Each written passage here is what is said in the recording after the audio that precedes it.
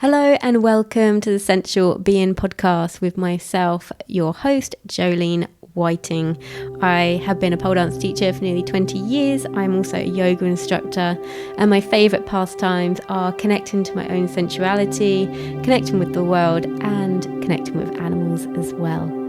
In this podcast, you'll find new and inventive ways of how you see yourself, connecting yourself with others, and also how you see and view the world around you. Today, we are diving into spirituality, 5D, Matrix, the New Earth, Ascension, Ascended Masters, shadow work, and so much more. Hello, you wonderful, wonderful sensual being. I hope this episode finds you well today. I really hope it does. And just to know, before we start, you are very much appreciated. So thank you for being here. Thank you for listening. Thank you for being a part of this. Even if you're brand new to the podcast, welcome. And I hope you enjoy your stay. And before we actually dive in, I hope you've been enjoying the mini heat waves we've been getting, particularly if you're in the UK. We always seem to condemn the weather for not being, it's always this, it's always that. When we do actually get a bout of beautiful sunny weather, which literally will recharge us if we go out in the sun. I'm a big fan of the morning sun. I am truly living up to my name because I never knew I was a morning person, and my middle name is actually Dawn. And I feel like that is my favourite point of the day. Sometimes I'm not up quite that early, but I do love the morning sun. And something that I shared with my students recently, when we were trying to still do pole dancing in the heat, I had to change my lesson plan to at last minute to be okay with the heat. And I said to them, it's about working with the heat, not against it.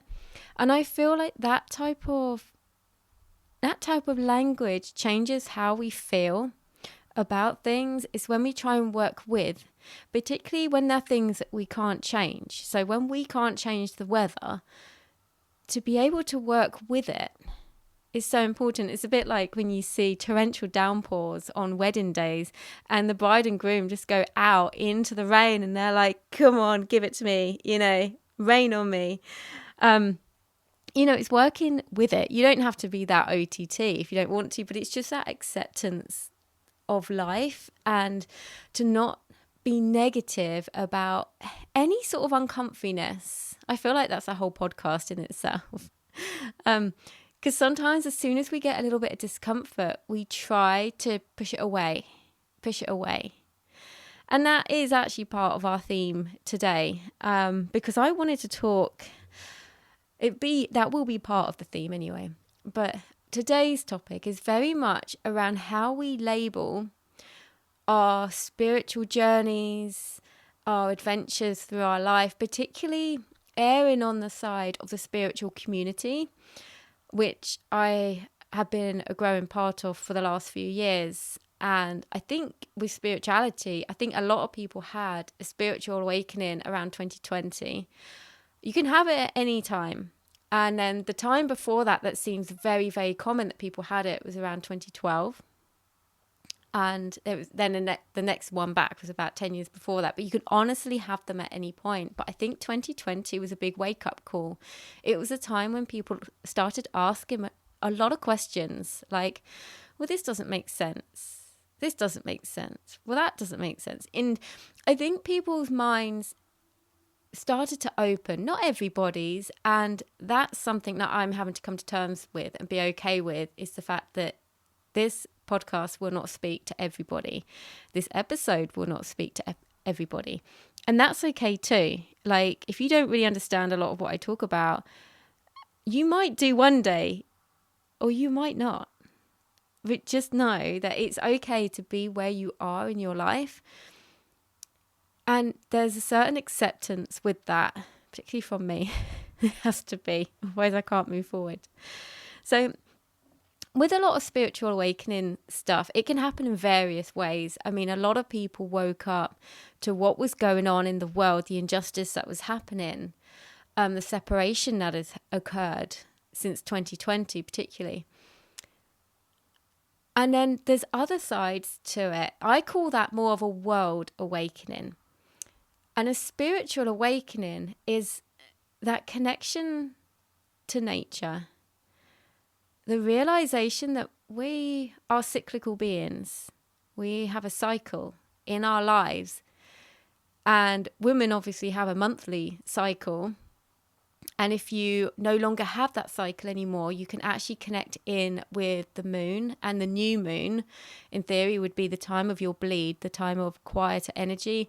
And then the time of the full moon would be the time of ovulation, more energy. So that's just a very, very short version of that. But we are all cyclical beings, because we go through our life. I mean, like the archetypes of the women are maiden, mother, crone. There are many, many more. But that just goes to show sort of the young, and then the middle age, and then the older.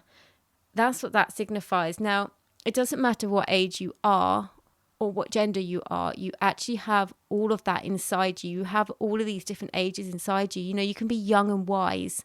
You know, we sort of deem our elders to be wise, you know. So we all have these types of archetype figures within us. I can't remember off the top of their head the ones for men. I mean, obviously father would be one. What would be the older one? Anyway, I don't know. But you would have the same ones that go for men as well. So men, if you're listening, same thing applies to you. We are all cyclical beings. We all go through a stage of growing up, learning, maybe having a family, caring for people, and then we turn old ourselves, but we are still that same person. We are still ourselves, which is why this podcast is so important, because we are never, ever too old or too young or too busy for any of this sort of stuff, which can help us grow, particularly internally, help us grow. And when it comes to spirituality, it's that connection not only to nature, but when you start to tap in, and it's okay if you feel part of this journey and not everything I'm about to say, but it's that connection that we are all here having a shared experience. We are a soul in a human body. We cannot get away from that. Now, it does not honestly matter what you believe or don't believe. I just firmly believe that that is the case. How far you want to go with it is down to you. But we are a soul in a human body. And that might make you ask more questions. It might make you feel maybe even a stronger connection to God, to Source, to the universe, whatever you want to call that higher consciousness. It doesn't matter what you call it. It doesn't matter, but it's that feeling of connection. So that's what I mean more about the spiritual side of the awakening. I got hit with both sides during 2020, the world awakening and the spiritual awakening. And I remember literally asking for it, and because I wanted to know what it was all about, and I got hit in the face with it from God. I don't know. Someone hit me in the face with it, and it was like, I have not managed to, I've not seen life in a different way since then. It's changed my whole world. It's changed my whole being. It's changed how I show up in my work.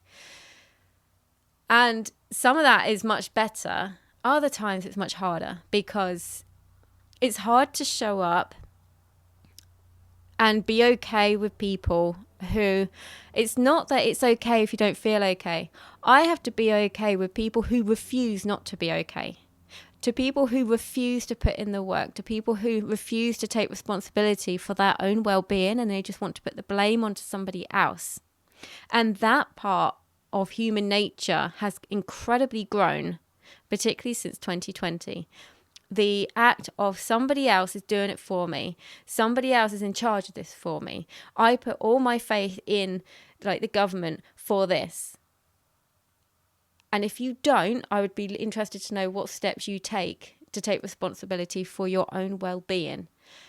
This is what I mean. And again, it's not a bad thing. Like, people are where they are, and that's okay. But what I'm saying is, now I notice things like this a lot more.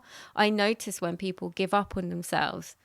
And I don't know if they've just got more stronger in that, or if I've just got more heightened in seeing, or both. I honestly don't know. I can't answer that. But when it comes to like a spiritual journey, a lot of people, I think, can get put off by it because they might just think it's just buying a load of crystals and read a few oracle cards and then that's it. You know, maybe they do that once a month and that's it.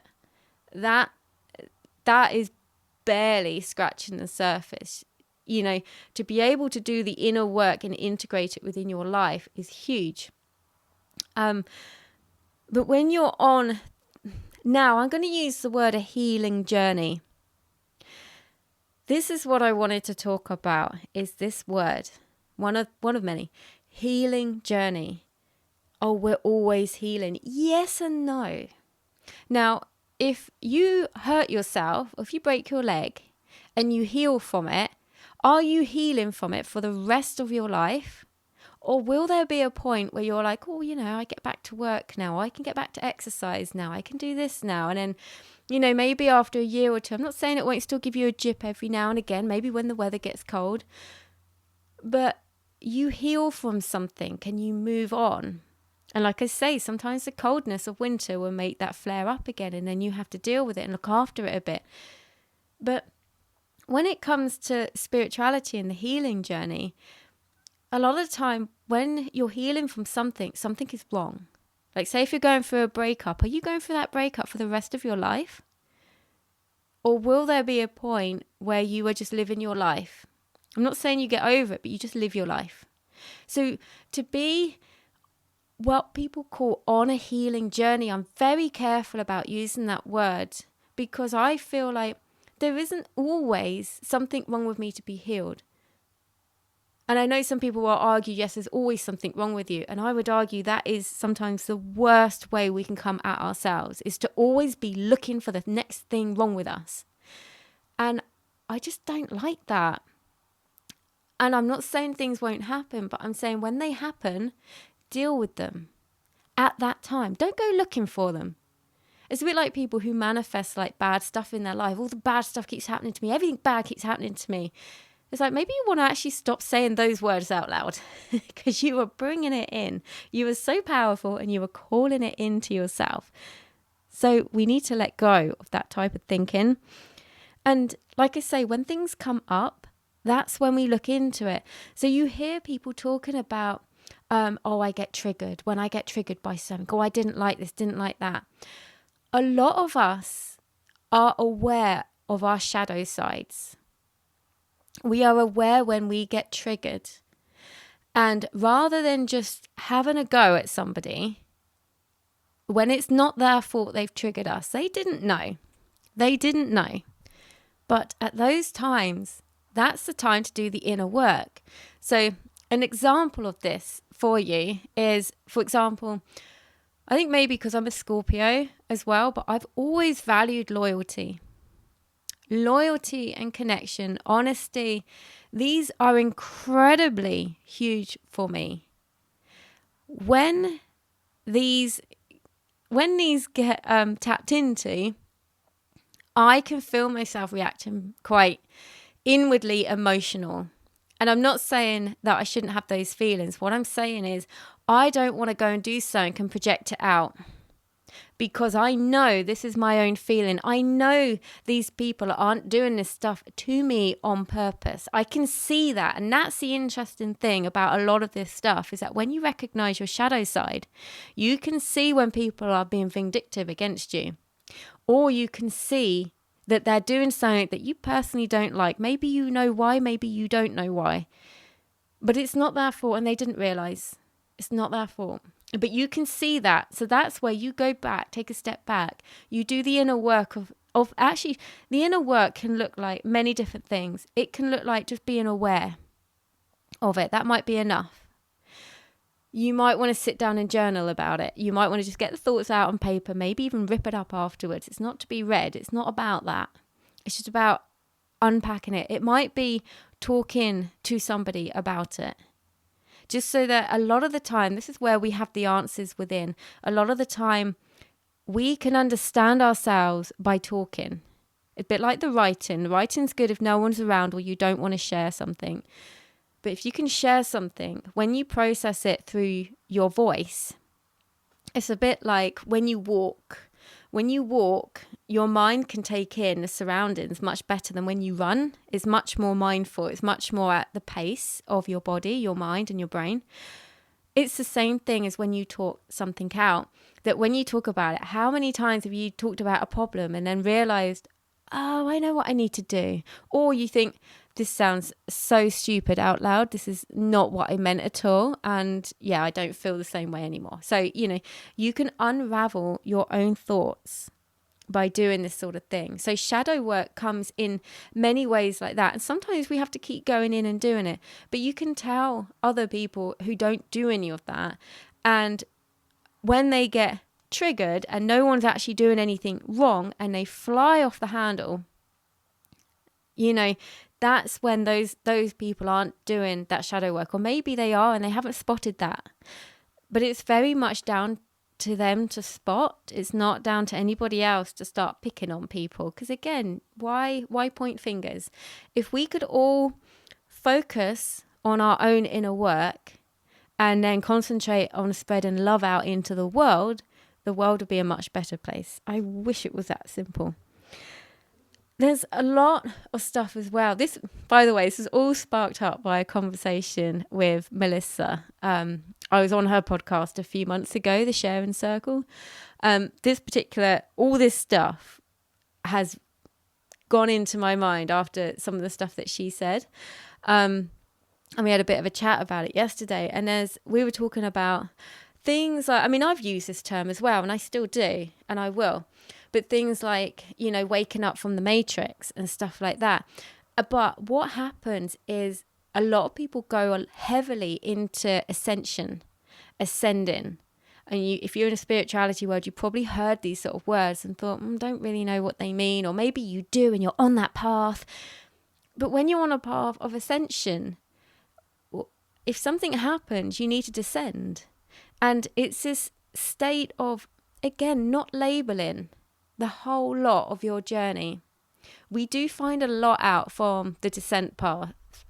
The descent path. So when we go into our shadow side, when we go into the deep, captivating, dark emotions, when we go through grief, shock, anger, hurt, sadness, loss, when we go through those sort of things, we are descending. But we don't have to be descending all the time.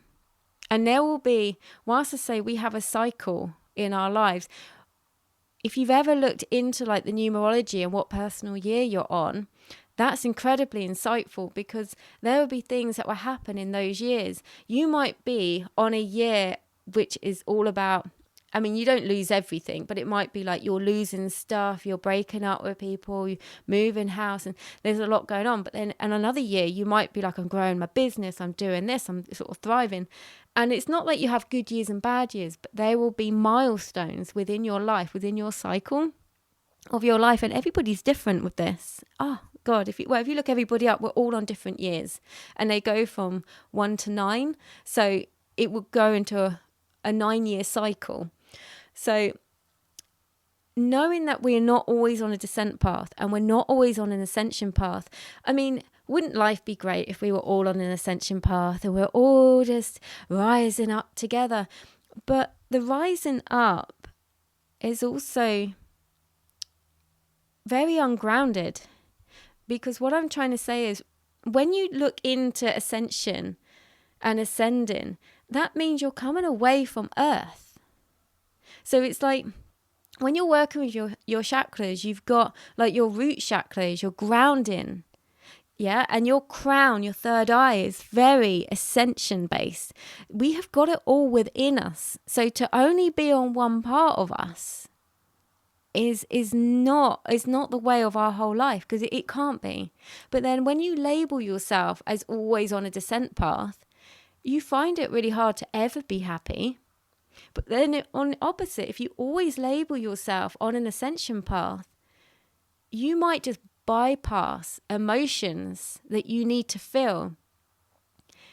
it's okay if you can get over some things quicker than others, but if you are literally like not even going, like pushing the anger down, pushing the hurt down, I don't want to feel it, it's too icky, it's too horrible, I just want to be up here where all the light is. You can't have the light without having the dark. You have to have both. And you know, when people say when things happen to them, it's incredibly humbling. I think that that's very much linked into being very grounded. Sometimes it's so you can feel very light. When you're happy and joyful, you feel very light. Physically, you feel very light. Your energy's light. But then when you have like dark things happen and you're going through bad stuff, you feel very heavy. You feel very grounded. You feel so much humanist. Is that a word? Humanist? We're going to say it. You feel so humanist. Just made up a word. That sometimes you can feel at those points that you want out because you haven't got the lightness. And it's such a scary place that you could end up being if you never allow yourself to flip forward and back in your life. I'm not saying you need to be bipolar, but what I'm saying is that you need to have that balance. And a lot of people say, sort of with the ascension, a lot of people say that obviously when we head up to the summer solstice, we are ascending, we're coming up in energy. And then when we are going from summer to the winter solstice, we are descending. I'm just going to paint you a picture of what it's like in the UK. So if we're working with energies of nature as well. At the times when we're leading up to the summer solstice, it's not normally very good weather. So it's more oppressive, you know, in theory, you know, it's more rainy, it's stormy. But then when we get to the summer solstice and we go towards the winter one, we actually can have our best time for like sunshine, brightness. And yet that's when a lot of people say, oh, we're descending.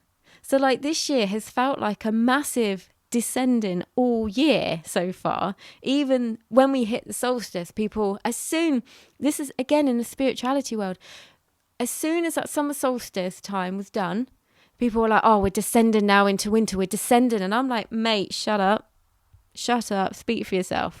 Because come on. Yes, I get where you mean on the calendar when you look on paper. This is what I'm trying to tell you, is that we could descend all day long. Even in spirituality, we could descend all day long. And I don't know. I'm not down with that. I'm really not. It's really about being where you are in your life. And again, not trying to label it as a permanent fixture for yourself. And we need to try and find the balance between, like with the ascension path, it's generally like a lot of love and a lot of light. And I am all for this. Love it, love it, love it. Love the light, love the light. But we need to have that balance. And you can work, depending on where you go with your inner work, you can work with a lot of ascended masters. And a lot of them, I mean, they're ascended. So the theory is that they've had some sort of a life or multiple lives on earth. But when their soul has moved on, they are in this state of actually being able to come back in various ways to actually help humanity lift up. There are some ascended masters that are very grounded.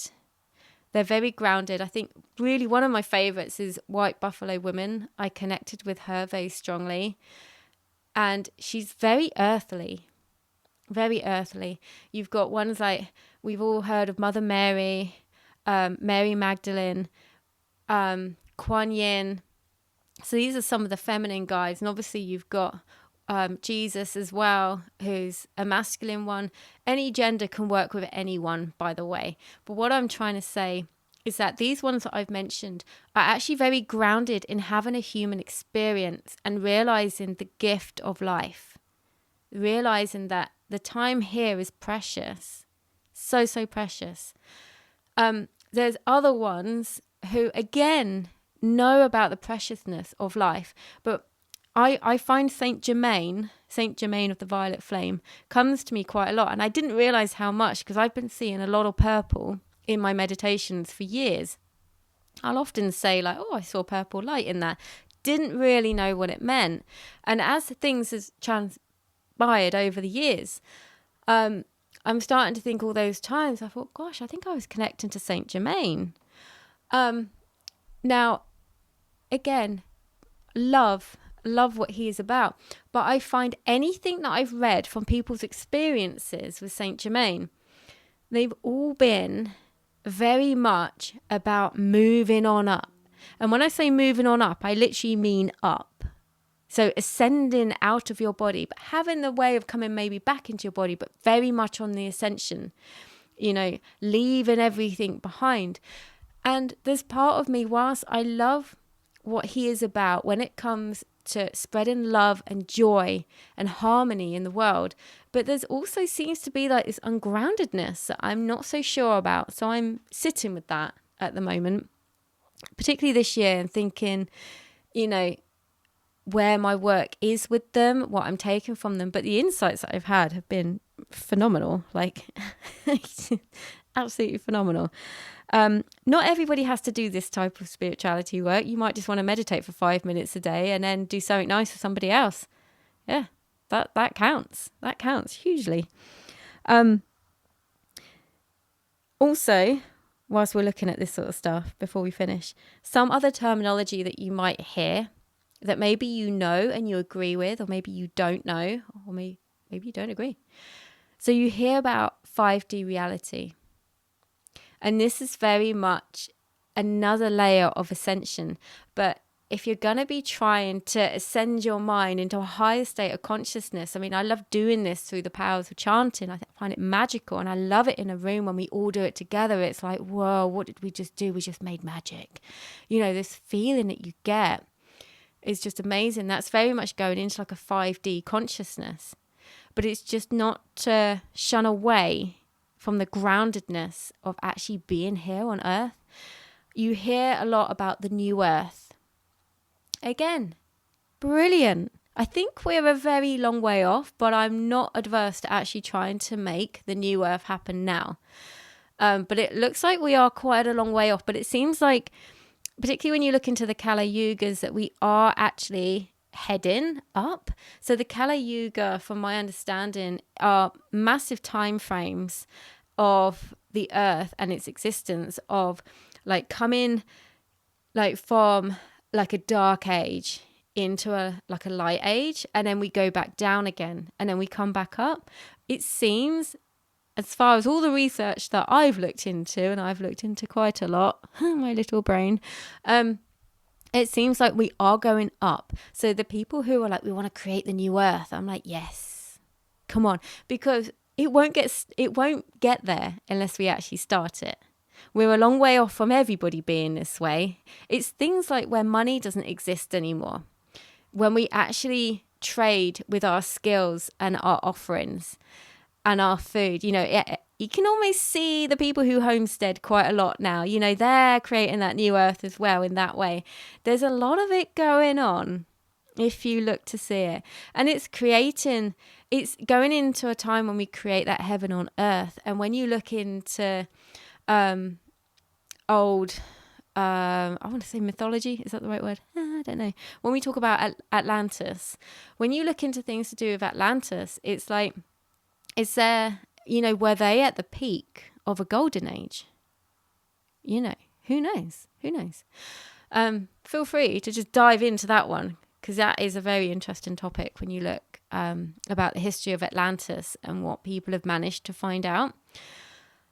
And also, if you don't know much about Atlantis, it was quite a forward-thinking place on Earth, and supposedly it is down where they say the Bermuda Triangle is.